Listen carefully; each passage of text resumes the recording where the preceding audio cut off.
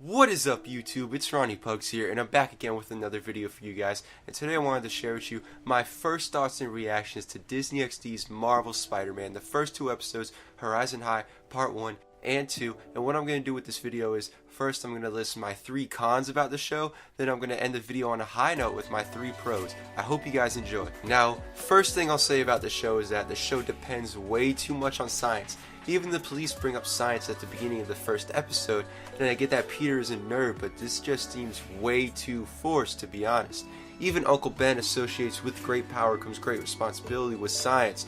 Also, Peter calls that goofy, then takes a picture of it. That doesn't really make sense to me. It seems out of character for Peter because you just sat there roasting Uncle Ben for it and now you saved it. That does not seem like Peter Parker to me. Now, another con I have with the show is Horizon High. Not just the school, but the characters. And what I mean by the school is, you're telling me that this school had no cameras, this probably $1 million school, and Peter was just able to change into 2 Spider-Man costumes and fight a giant spider slayer in the school, and somehow nobody knows he's Spider-Man yet. And the thing with these characters is that I don't like how these characters have turned into high schoolers. You already have 2 villains set up as high schoolers, and I think Herman Schultz is also going to be in high school. Correct me if I'm wrong.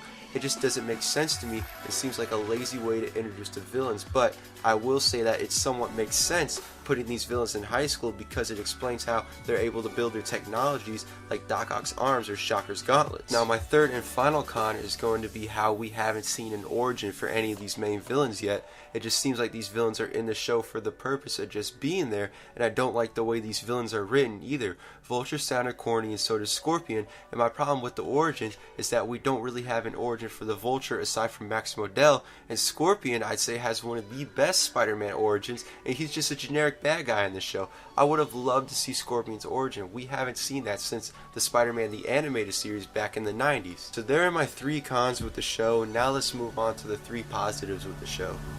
Alright guys, the first thing I really like about the show is how they're taking influence from the Spider-Man films. Peter Parker skates, the suit has technology similar to Homecoming. When Peter first reveals that new Spider-Man suit, he actually does the Civil War pose.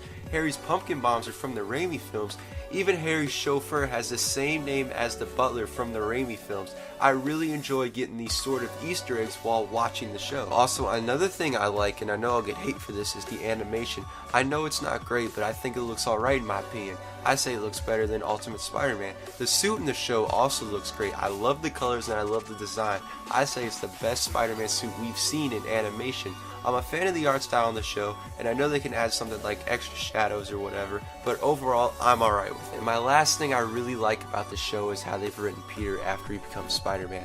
Not before he gets bit, because that was a little too extra with all the interruptions at Oscorp, but Peter is generally a good person in the show.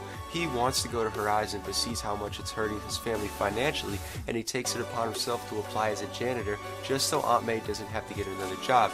Also, I think the jokes Peter makes as Spider-Man are actually funny, especially when he starts speaking Spanish and changing his voice as Spider-Man. Overall, I would say this show is worth the watch. It's not as good as the anime series or Spectacular Spider-Man, but I did enjoy watching the first 2 episodes, and I'm definitely going to make another review after the season is over just to see if my opinions changed. Anyways, let me know what you guys think. Do you think this show is good? Do you like it better than any other Spider-Man shows? Did you like the first 2 episodes?